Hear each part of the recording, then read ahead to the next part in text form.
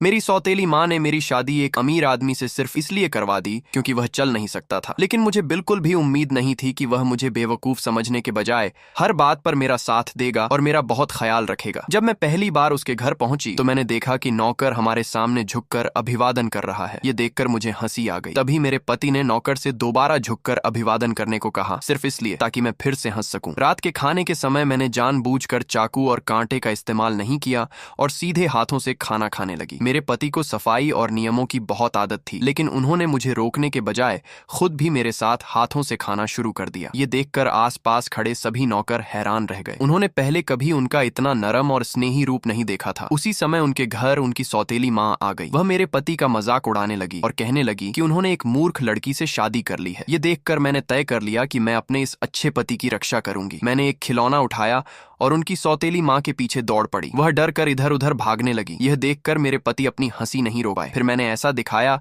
जैसे मैं उनके साथ कोई खेल खेल रही हूँ और खिलौना उनके हाथ में दे दिया। मेरे पति ने बड़ों का सम्मान रखते हुए मुझसे माफी मांगने के लिए कहा, लेकिन उनकी सौतेली माँ मुझसे बहुत नफरत करती थी। उसने मेरे पति के पैर पर खौलता हुआ पानी डाल दिया। मैं तुरंत नीचे बैठ गई और उनके पैर को देखने लगी। तब वह औरत हंसते हुए बोली कि उनके पैरों में तो कोई एहसास ही नहीं है, इसलिए चिंता करने की कोई जरूरत नहीं। इसके बाद उसने कप में थूक दिया और मुझे उसे पीने के लिए कहा। यह देखकर मुझे बहुत गुस्सा आया। मैंने वही कप उठाया और सारी चाय उसके मुंह पर उड़ेल दी। वह तुरंत शर्मिंदा हो गई और वहां से जल्दी जल्दी चली गई। उसके जाने के बाद मैंने देखा कि कोई मेरी तरफ ध्यान नहीं दे रहा है। मैंने तुरंत अपने पति के घर में अपनी माँ की निशानी ढूंढना शुरू कर दिया। मैंने लगभग हर कमरा देख लिया, लेकिन मुझे कुछ भी नहीं मिला। तभी अचानक मेरे पति ने दरवाजा खोल दिया। मैं बिल्कुल सामान्य बनी रही और फिर पास की अलमारी में छिप गई। उन्होंने हैरानी से पूछा कि मैं क्या कर रही हूँ। मैंने डरी हुई होने का नाटक किया और उनसे भी छिप जाने के लिए कहा। मैंने कहा कि अगर कोई मुझे ढूंढ लेगा तो मुझे मारा जाएगा। यह सुनकर उन्हें बहुत दुख हुआ। उन्होंने कहा कि अब मुझे कोई नहीं मारेगा। तभी मेरे पिता की तरफ से एक निमंत्रण आया। उन्होंने हमें एक दावत में बुलाया था। मेरे पति वहां जाने से मना करना चाहते थे, लेकिन जब उन्होंने देखा कि मैं बहुत उत्साहित हूँ और जाना चाहती हूँ तो उन्होंने तुरंत अपना फैसला बदल दिया। दावत में पहुंचकर मैंने बहुत सारे छोटे छोटे केक उठा लिए। मेरी सौतेली बहन मेरा मजाक उड़ाने लगी और मुझे ऐसा कहने लगी जैसे मैं सिर्फ खाने के लिए आई हूँ। मैंने चुपचाप केक को दबाया और अचानक उसके चेहरे पर सारी मलाई पोत दी। उसकी सबके सामने बहुत बेइज्जती हो गई। वह गुस्से में मेरे पीछे दौड़ी और मुझे मारने की कोशिश करने लगी। तभी उसकी एक साथी ने मुझे पकड़ लिया और जमीन पर धक्का दे दिया। वे लोग मुझे मारने ही वाले थे कि तभी मेरे पति समय पर वहां पहुंच गए।